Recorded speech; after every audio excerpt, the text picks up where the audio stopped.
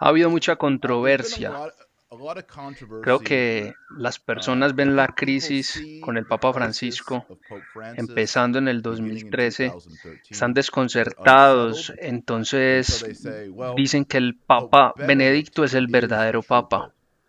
His Su renuncia fue resignation is inválida invalid. y Often they continuamente refer to hablan the de las Unitarian diferenciaciones statement and say that entre el he ministerio has Munes y accidentally, el on Múneres, purpose, y made a él, mistake in his a resignation propósito o sin document. culpa, Therefore, cometió un Pope error en su Benedict is the true renuncia. Pope. Así que el Francis is the verdadero Papa anti-Pope. es Benedicto y Please Francisco es show un me that, Your antipapa. Excellency. ¿Qué dice usted sobre esto, Su Excelencia? Todos estos intentos son para mí en contra del sentido común y en contra de la evidencia, porque hay varias pruebas y expresiones del anterior Papa Benedicto, quien dijo que él no es el Papa. Por ejemplo, cuando él en su última reunión con los cardenales, cuando él ya había anunciado su resignación, él le dijo a los cardenales, ustedes van a elegir un nuevo papa al cual yo me someteré y al cual yo le prometo obediencia. Así que, ¿cómo puede él someterse a alguien que no es el papa? Esto es una contradicción. Entonces diríamos que Benedicto es un esquizofrénico si pensara en esta manera. Luego, en la última audiencia, habló claramente diciendo que él hizo la renuncia con plena conciencia, con libertad y sabiendo todas las consecuencias de este hecho. Así que estas son sus propias palabras. Y luego hay otras dos pruebas. En una carta que él escribió en el 2014 a Andrea Tornielli, un vaticanista, donde él repitió prácticamente sus palabras de la audiencia general y dijo, no queda ni la más mínima duda de la validez de mi renuncia. Y sería absurdo dudar esto. Estas son las palabras de una carta que fue publicada en el periódico La Estampa y luego el año pasado en una conversación con un periodista del periódico italiano Corriere della Sera, el Papa Benedicto dijo estas palabras como lo reportó el periodista y asumimos que el periodista lo hizo correctamente. Por principio no podemos dudar que el periodista no publicó bien las palabras del Papa. En todo caso, él dijo esto abriendo comillas en la edición impresa y luego el Vaticano confirmó lo mismo. El Papa Benedicto dijo, solo hay un Papa y este es Francisco. Así que tenemos el otro principio. Somos una iglesia visible. No somos una iglesia de soñadores. No somos una iglesia agnóstica. Somos la verdadera iglesia encarnada, la iglesia visible. Por lo tanto, el superior, en la posición del superior, tiene la presunción de su validez. Y luego también la iglesia no juzga las intenciones interiores de la persona. No podemos ver esto. Juzga sobre las palabras y los hechos exteriores. Y hay suficientes palabras y actos exteriores de Benedicto en donde dice que él hizo una renuncia con plena conciencia y con libertad. E independientemente de cómo se comporte ahora, si está vestido de blanco, si está dando la bendición apostólica, pero esto es otro comportamiento, ese es otro caso, pero sus palabras oficiales son claras. Solo hay un Papa, solo él menciona al Papa Francisco en el canon de la misa. Y luego, otra cosa es que él no está gobernando, él no está haciendo ningún acto de jurisdicción, él no está nombrando obispos, él no está nombrando cardenales. Si de verdad él fuera verdadero papa, si fuera como dicen que solo hay un Papa Benedicto y no Francisco, entonces todos los obispos ordenados durante estos 7 años serían inválidos. Pues serían obispos válidos por la consagración, pero no por la jurisdicción. Eso quiero decir, no habrían obispos legales en la jurisdicción. Lo mismo los cardenales. Más de la mitad de los cardenales han sido elegidos por Francisco. Por ejemplo, el cardenal Müller fue elegido por Francisco, entonces no sería cardenal. Y así, sería una absurda esto. Entonces, nos dirigiríamos así hacia la teoría de los sedevacantistas. Y vienen luego todas las consecuencias prácticas. Si Benedicto muere mañana, de acuerdo con ellos, y el Papa Francisco no es Papa, entonces estaríamos sin Papa. Y entonces, ¿quién va a elegir el nuevo Papa? ¿Quién? Si más de la mitad del colegio cardenalicio no son cardenales de acuerdo a esa teoría, porque fueron elegidos por Francisco. De manera práctica, esto sería imposible porque la Iglesia dejaría de existir. No me imagino ni un cardenal que fue nombrado o elegido antes de Francisco que invocaría a un cónclave para, si muere mañana Benedicto, elegir un nuevo papa. Y luego, cuando Francisco siga vivo y estando en la silla de Pedro por otros 6 o 7 años, entonces estaremos, según la tesis de ellos, 5 o 7 años con la silla vacía, la sede de Pedro vacía, sería sede vacantista.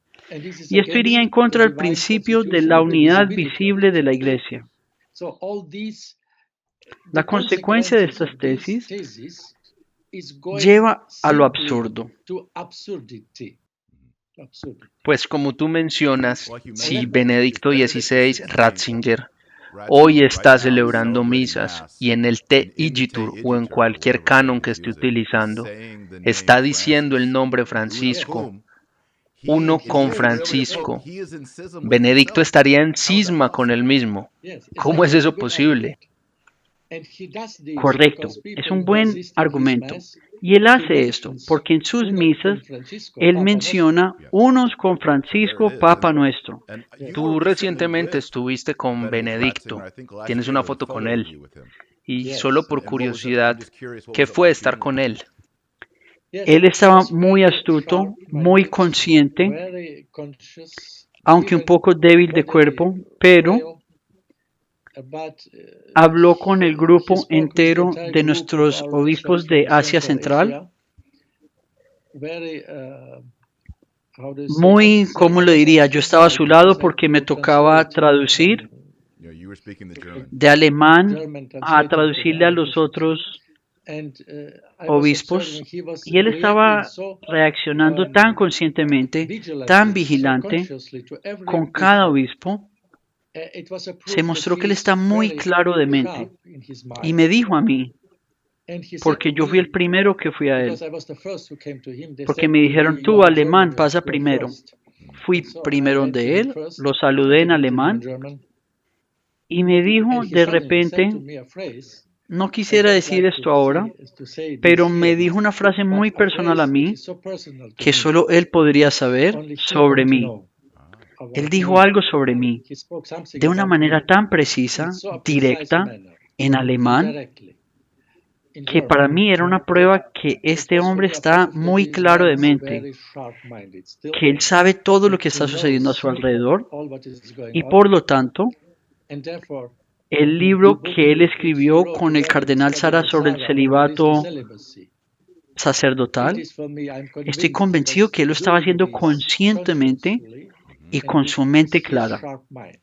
Él no estaba de una manera como algunos periodistas dijeron en contra del cardenal Sara, que el cardenal Sara estaba abusando de su confianza y de su edad. No, yo soy testigo, por lo menos hasta marzo del año pasado, a la reunión con los obispos, que él es muy consciente y que reaccionó de igual manera con otros obispos. Y si él fuera todavía el Papa, estoy seguro que muchos de esos obispos fueron nombrados y elegidos por Francisco a sus diócesis. ¿Tú crees que haya algo o alguna señal, algún pretexto que mostrara que él seguía siendo Papa? Yo no vi esto. Él simplemente fue un papá muy paternal.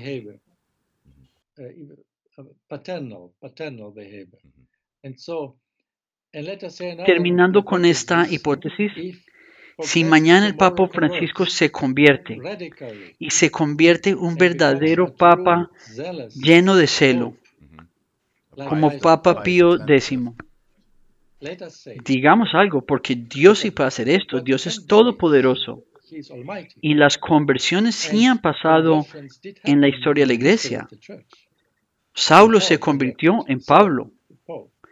Si Francisco se convierte y empieza a expulsar las doctrinas falsas y de pronto hacer un dogma ex cátedra, que por ejemplo el sacramento de los órdenes sacerdotales en sus 3 grados, diaconado, presbítero y episcopal, son simplemente reservados para el sexo masculino. Si él proclama esto ex cátedra, ¿qué va a decir estas personas que no lo reconocen como papa? ¿Van a aceptar este dogma? Es una pregunta. Y si él verdaderamente llega a cumplir su tarea con el celo, ¿lo aceptarían? Mi sospecha es que muchas de estas personas, como muchos de nosotros, están heridos y confundidos. Tú eres un obispo, eres muy educado, eres bilingüe. Tenemos que admitir, es complicado. Las personas quieren certeza, no quieren sentir miedo, no quieren estar confundidas. Y creo que para muchas personas esta es la posición, no querer ser totalmente sedevacantistas y tal vez creer que Benedicto XVI sigue siendo el Papa es una manera de acomodarse y no salirse. Pero como tú lo dices, las consecuencias de esta teoría son muy severas. Yo entiendo, los comprendo. Y verdad es algo mitigado, porque la verdad, la confusión es tremenda. Pero están equivocados. Esta es la manera equivocada de creerlo. Porque al final, lo que estas personas no están aceptando es la cruz. La cruz de no quedarse en el Gólgota, la cruz que nos da este pontificado, la cruz que es esta confusión, la cruz que es este pontificado. Y ellos de alguna manera se están alejando de la cruz y fabricando otro mundo, su propio mundo, con el Papa Benedicto. Y así que nosotros, para mí, de alguna manera, hay también una falta de confianza, de que como si Dios no tuviera a Dios, a la iglesia en sus manos, como si Dios no fuera a poner un fin a esta prueba en su tiempo. Y estas personas simplemente no deben de concentrarse en el Papa. No hay necesidad de hacer eso. Tienen el catecismo de la iglesia tradicional, tienen la fe de la iglesia, tienen la Eucaristía, tienen a Jesús en el Santísimo, pueden hacer buenas obras, pueden hacer penitencia, pueden orar, pueden regar la fe por el mundo. ¿Por qué estar mirando todos los días al Vaticano y a Roma? No es necesario. Pueden informar En otros tiempos las personas evangelizaban y ni siquiera sabían cuál era el nombre del Papa, porque no tenían radio ni televisión, pero estaban edificando la iglesia con su vida, con su fe. Así que yo recomendaría esto. Abandonen esta tesis tan absurda de que Benedicto todavía es el Papa. Esto es completamente una fantasía. Y desciendan a la realidad de la cruz.